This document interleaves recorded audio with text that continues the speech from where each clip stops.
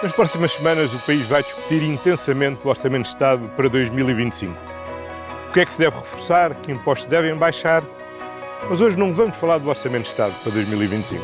Vamos falar de economia, numa fotografia geral, que ajudará a compreender e a enquadrar melhor este debate. Vamos fazê-lo aqui, no Instituto Superior de Economia e Gestão, com alguém que conhece muito bem a nossa economia, a economia europeia.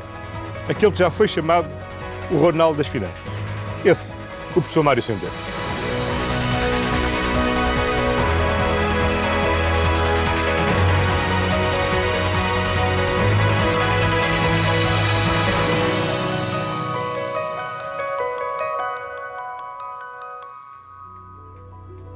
Muito bem. Muito obrigado por ter aceito este convite e estarmos aqui no seu ISEG. Essa parte não é novidade, mas esta conversa é seguramente uma novidade.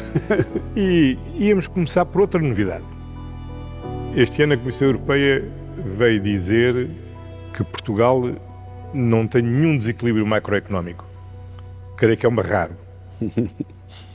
É verdade, e é uma boa notícia.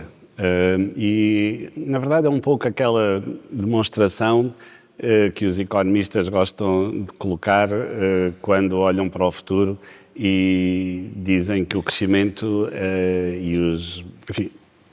as dimensões mais estruturais e sustentáveis do crescimento são de médio prazo. E é essa a ideia forte deste exercício que a Comissão elabora. E foi o trajeto que o país fez de superação, de esforço, de procura das políticas mais adequadas a poder retirar precisamente esse ónus que era o desequilíbrio que caracterizava o crescimento económico em Portugal durante muitos anos. E foi importante esse marco. Acho que é um momento importante. Porque o relatório da Comissão não se centra só sobre o equilíbrio orçamental. Não. Tem dimensões de mercado de trabalho, de crédito, dívida, preços do mercado residencial, de habitações. É um relatório muito extenso e, portanto, é uma dimensão social. Também há indicadores de desigualdade, de pobreza, de escolaridade. Ou seja, é aquilo que qualquer economista gostaria de colocar na função de produção do PIB, daquilo que um país consegue crescer e da sua sustentabilidade. Portanto, foi quase que a cereja no topo do bolo depois de um processo longo de transformação que a economia portuguesa foi sofrendo ao longo das últimas 2 décadas, diria. E a chave para essa transformação assentou basicamente no quê? No crescimento? O crescimento é o resultado final. Eu gosto de colocar sempre 2 dimensões.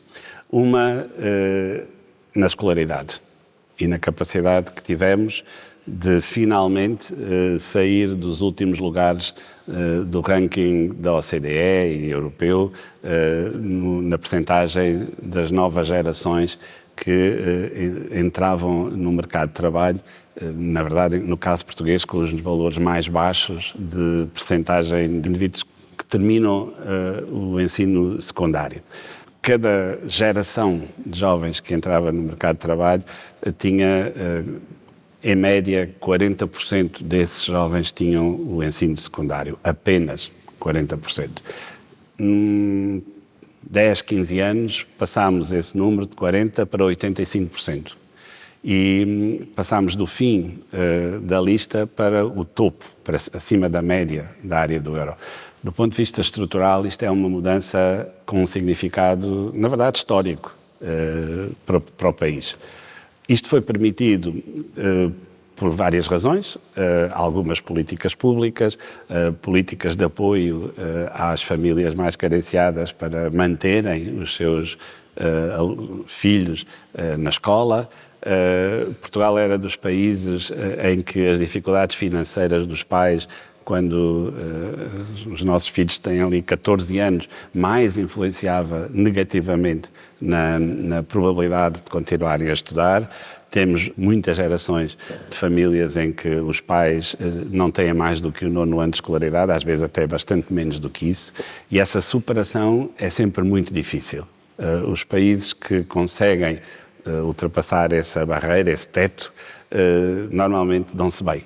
E eu acho que é o tempo de Portugal aproveitar o facto de... Depois... Isso é relativamente recente, foi os últimos 20 anos. Isto é muito recente.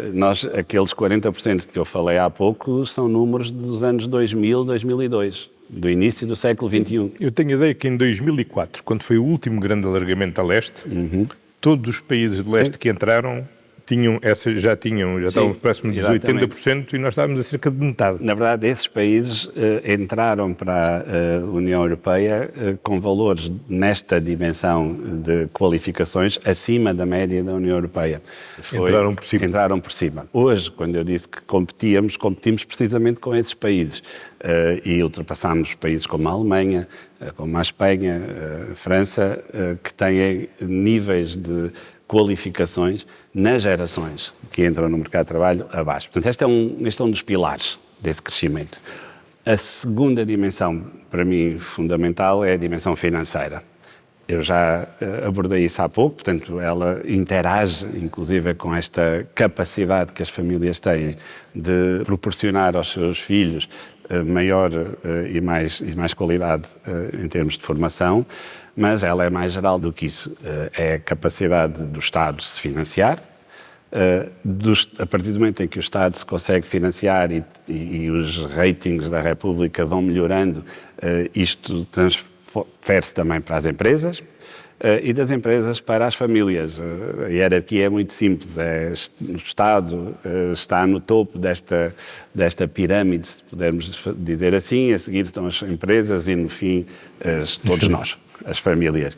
E esta hierarquia também vai refletir-se na liquidez, na capacidade de financiamento de cada um dos seus participantes. Significa que melhores finanças públicas, menor taxa de juros paga pelo Estado, pelas empresas e pelas famílias. Exatamente. É essa a lógica de financiamento de qualquer economia e, mais ainda, de uma economia altamente endividada, como era o caso da economia portuguesa, que aumentou o seu grau de endividamento nos primeiros anos da área do euro. O escudo não era uma moeda forte e o crédito em Portugal não era propriamente um ativo que estivesse democratizado. Era difícil aceder ao crédito.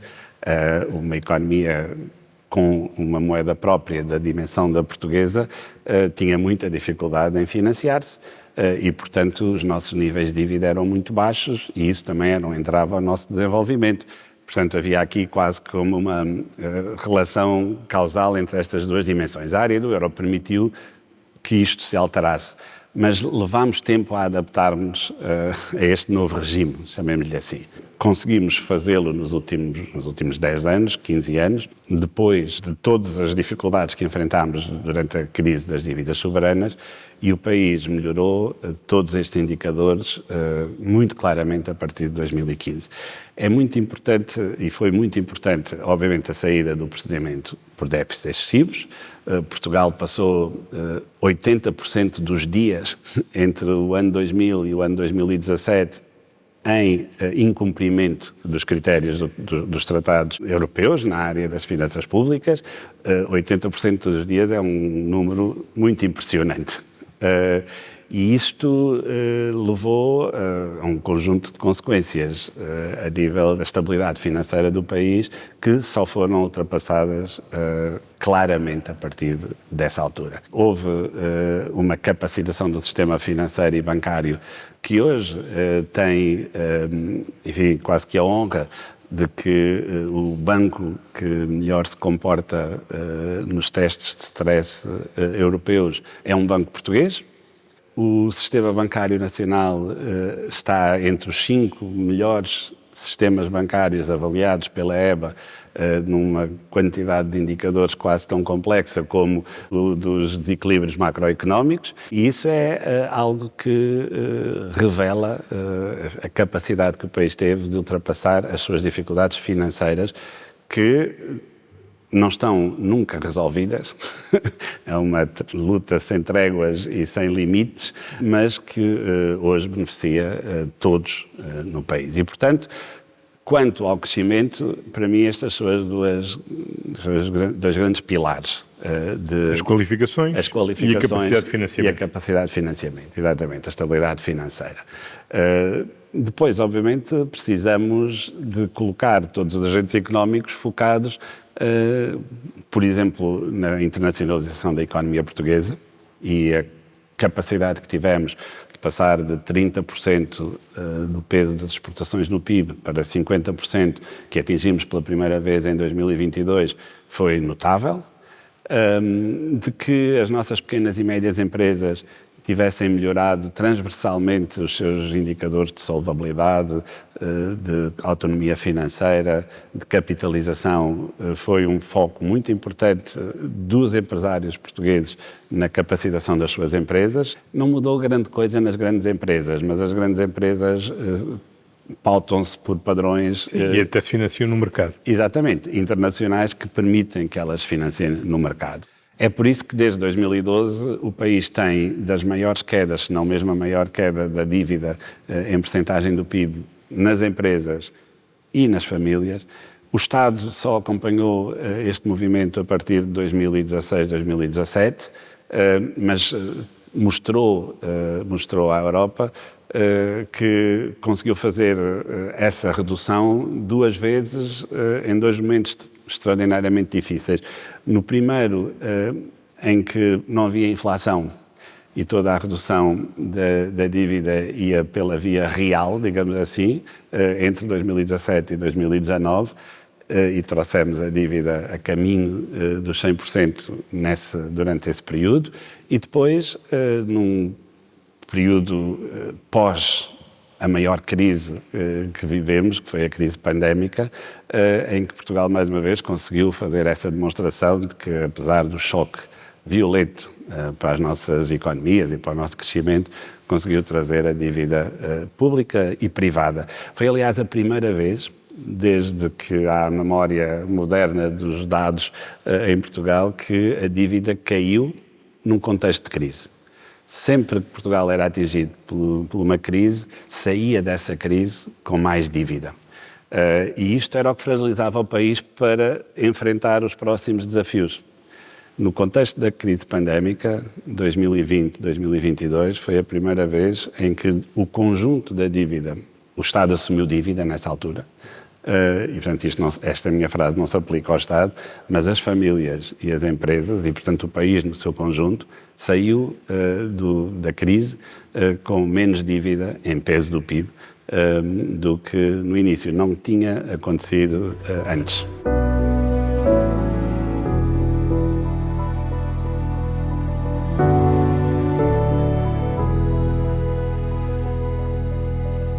Uma das razões que continha o nosso crescimento era a dificuldade que tínhamos de nos endividar. Mas, ao mesmo tempo, é bom estarmos a reduzir o endividamento. Pronto.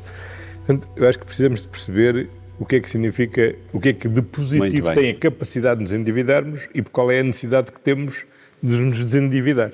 Há sempre duas dimensões. Uma que é o nível do endividamento e já agora outra que também é importante, que é a composição desse endividamento. Se nós nos endividarmos para consumir, temos mais dificuldade em projetar essa dívida em crescimento futuro do que se nos endividarmos para investir, para criar infraestruturas e, portanto, a composição da dívida também interessa. Vamos começar pelo nível.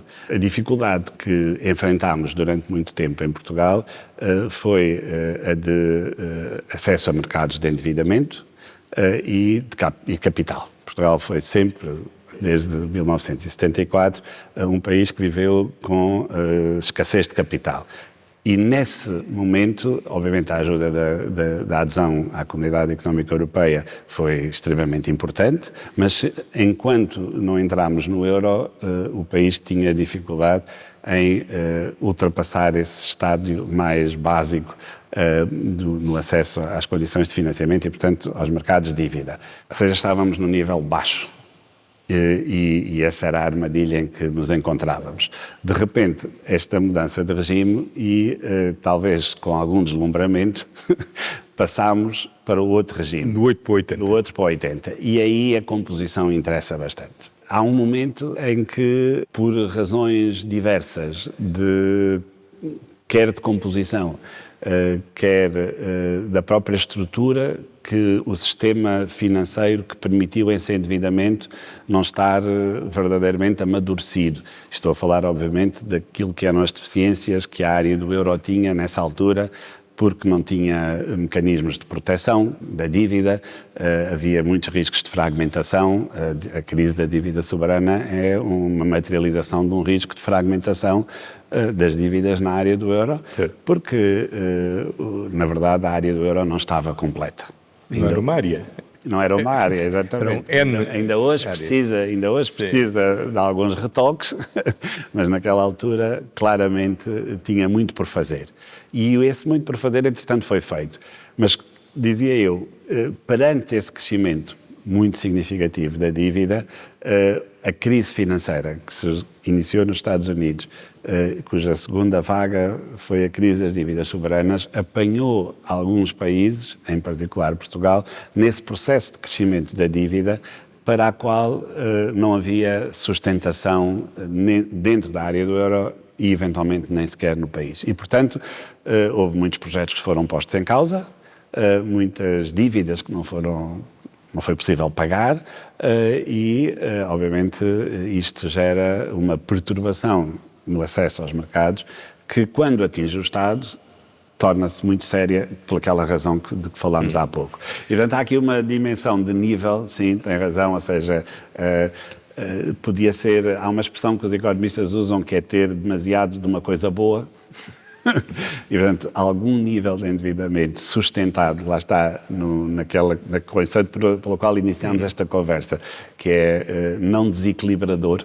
Portanto, se essa dívida não desequilibrar a dimensão financeira e económica do país, isso é uma coisa boa.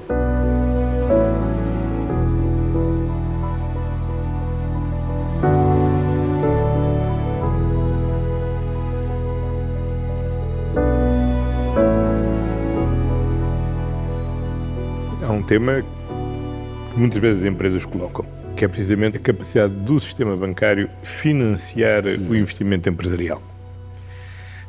E quando diz, bom, hoje temos um banco que está no top, sim, na avaliação da sua sustentabilidade e temos 5 bancos com uma avaliação positiva, deve ser um motivo de satisfação, desde logo para os acionistas, certo, mas quer os clientes, quer os potenciais clientes dizem, bom, mas isso significa, é um custo para nós, mas em que aqui se traduz diretamente no benefício, porque as pessoas têm a ideia que o nosso sistema bancário é pouco disponível para o risco do financiamento, o tal financiamento produtivo, e que está mais vocacionado para o financiamento do consumo, ou o financiamento hipotecário?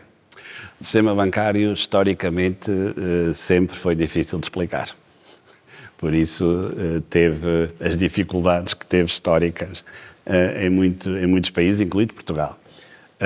Mas a verdade é que a nossa economia, o nosso sistema financeiro, mais ainda na Europa do que até nos Estados Unidos, é sustentado pelo sistema bancário.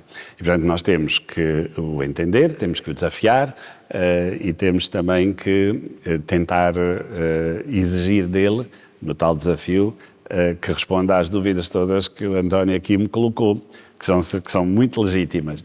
E, em particular, após um período conturbado, que, na verdade, o sistema bancário em Portugal sofreu. Há um indicador que eu refiro muito frequentemente, que é no final de 2015, 3/4 de todos os ativos e o passivo também, depósitos do sistema bancário, estavam em instituições que ou não tinham capital, ou não tinham, ou estavam em resolução, ou iam entrar em resolução, ou não tinham simplesmente uma estrutura acionista capaz de lhes dar um plano de negócios consentâneo com a situação que vivíamos na altura, que era uma situação de baixa inflação e de alguma perturbação ainda nos mercados financeiros. E os bancos portugueses não estavam em condições de o fazer. E é isso que esta nova situação dos bancos traz. Não há bons bancos sem bons clientes e também não há bons clientes se não houver bons bancos. E, portanto, isto é um mercado. Os bancos precisam de se explicar sempre. E, portanto, quando nós olhamos para uma entidade bancária e vemos que ela tem bons resultados, como o que está a acontecer agora, esses bons resultados, em grande medida, são cíclicos. Eles têm a ver com o aumento das taxas de juros, com o aumento das margens de intermediação e também, em parte, que é não despicienda, com uma gestão mais atenta ao risco que o setor bancário tem a obrigação de fazer, porque, na verdade, os empréstimos são feitos com os depósitos, em grande parte com os depósitos que as pessoas lá colocam. Portanto, é sempre uma relação de confiança fiduciária, na verdade, e, portanto, é muito importante que isso tudo aconteça. E que para que sejam vistos como promotores do crescimento económico, a tal composição da carteira, eles devem responder aos anseios gerais. Em Portugal, a estrutura de crédito dos bancos tem um peso maior do que na área do euro de crédito à habitação. Há razões boas e más para isto. As boas são que os bancos respondem à falta do mercado de arrendamento de habitação no país, e isso é feito através do sistema bancário, ainda que não exclusivamente, mas é o sistema bancário a primeira linha de resposta. E depois tem problemas, porque não era talvez esta repartição do esforço creditício que nós gostaríamos de ver nos bancos, porque, lá fora, eles destinam uma parte maior do seu crédito ao crédito às empresas e à atividade económica diretamente do que em Portugal. O que isto reflete é um misto de todas estas dimensões e alguma predisposição para reduzir o risco. A verdade é que os bancos assumiram um risco que depois se materializou, daí as revoluções bancárias que tivemos, daí as dificuldades felizmente transitórias que algumas instituições bancárias tiveram, viviam com muito pouco capital. O maior banco português, que era a Caixa Geral de Depósitos, passou largos anos com níveis de capital muito insuficientes e essa situação alterou-se. Ou seja, nós chamámos os acionistas a colocar mais capital nos bancos e isto deu capacidade aos bancos de ter outras opções no seu desenvolvimento. Enfim, a resposta foi longa, mas foi para tentar... Nós hoje temos, portanto, um sistema bancário com maior capacidade de financiar a economia. Muito mais. E acesso a mercados em bruto de financiamento que não existiam há alguns anos. E, por outro lado, temos também empresas mais capitalizadas, certo, e, portanto, com melhores condições de serem financiadas pelos bancos. E de serem autossuficientes e de também aparecerem aos bancos, digamos assim, em melhores condições e, portanto, obterem daí também aquele paradoxo que os não-economistas costumam sublinhar, é que os bancos só emprestam a quem já tem dinheiro. No fundo, só emprestam a quem tem garantias, a quem oferece condições de pagar. É verdade, mas como se viu na crise financeira, houve alguns casos em que isso não aconteceu. Certo. Eu também tenho... Não, estou a dizer isto para enfatizar que o facto das empresas terem mais capital próprio significa que precisam menos se endividar, mas também oferecem melhores condições de serem financiadas. É verdade. A atividade bancária e o acesso à atividade bancária tem um caráter seletivo que se transmite e que é avaliado através do risco. É verdade. Nós não queremos que os bancos assumam risco que Depois, como dizíamos há uns anos, há uma linha muito fina que separa o risco privado do risco público e quando há dificuldades, lá tem que responder a dimensão pública. Não queremos que isso aconteça. Este esforço de ajustamento, digamos, resolveu uma parcela da equação que teve a ver justamente com essa capacidade do sistema financeiro. Depois, há uma outra dimensão que tem a ver com o Estado, em que esta aprendizagem na zona euro levou Estados que estavam sobreendividados a fazer um esforço tendente para o equilíbrio. O nosso caso é um exemplo de sucesso, mas não é o único. A Grécia também o fez, vários outros países têm feito. Outros não, mas enfim, têm feito. Mas, por outro lado, a arquitetura da zona euro também aprendeu com as crises. Sim. E hoje está diferente. Muito. Eu até acho que o euro é uma instituição. E é uma instituição com cariz político, não tínhamos dúvida nenhuma. A decisão de criar o euro tinha muitos fundamentos económicos, mas ela teve que ser tomada ao nível político. E eu costumo sempre dizer que, como tudo o que é feito pelos homens, é imperfeito.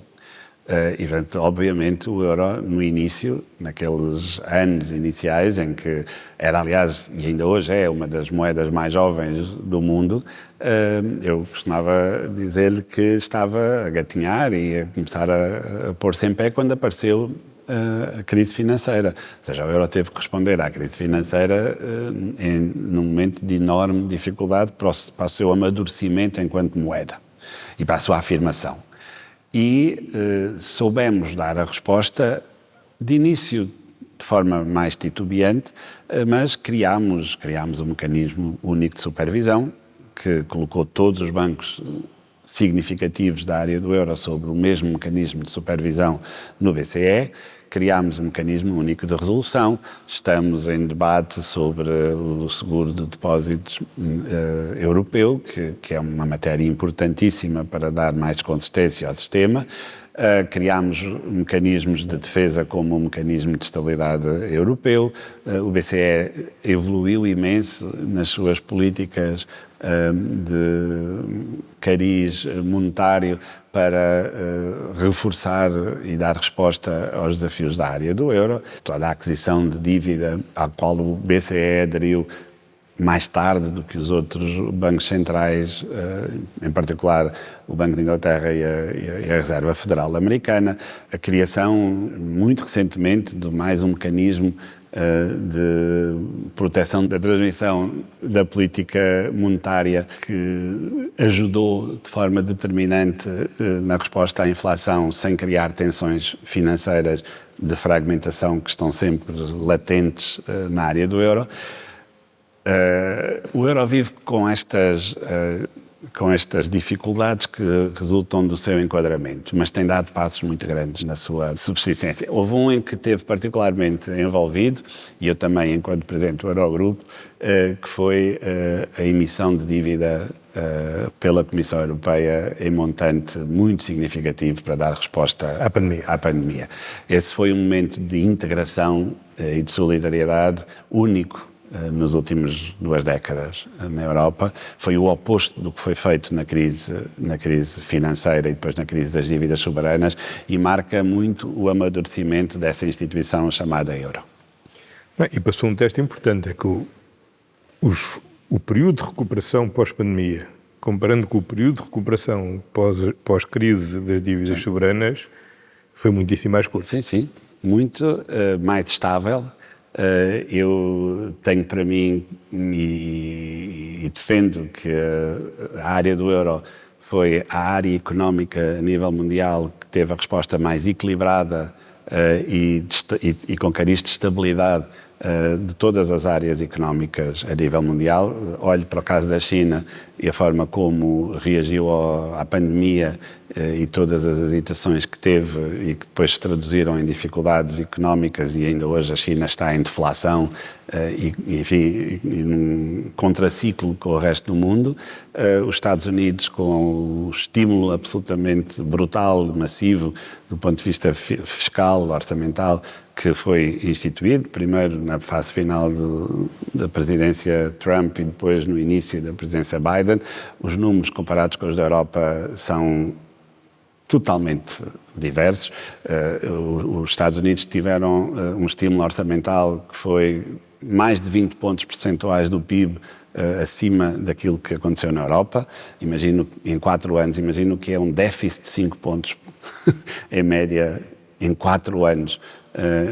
Em países como, por exemplo, Portugal, que rapidamente se colocaram do outro lado desta equação para reduzir a dívida. Portanto, os Estados Unidos tiveram um comportamento completamente diverso e muito pouco dado a um caráter de estabilidade e de sustentabilidade. Mais uma vez, retomamos aqui o primeiro ponto desta conversa. E o Reino Unido, enfim, primeiro com o Brexit, depois que foi materializado em plena pandemia e depois com aquela experiência orçamental de setembro de 2022 da Liz Truss. Ou seja, tudo isto é sinal de uma instabilidade que não esteve presente pela primeira vez na área do euro. Não fomos uma fonte de instabilidade para o mundo. Nós muitas vezes esquecemos que a guerra se joga em território europeu, que a Rússia vai ser o nosso maior vizinho nos próximos milénios. O turismo cresceu menos no emprego em Portugal, quando comparado com o período pré-pandémico e hoje, do que a média nacional. Criou menos emprego. Em Portugal, em cada trimestre, nos últimos anos, e este número aumentou depois da pandemia, há 500 mil novos contratos, aproximadamente 500 mil novos contratos, pessoas que começam a trabalhar numa determinada empresa, em Portugal, em cada trimestre, 500 mil.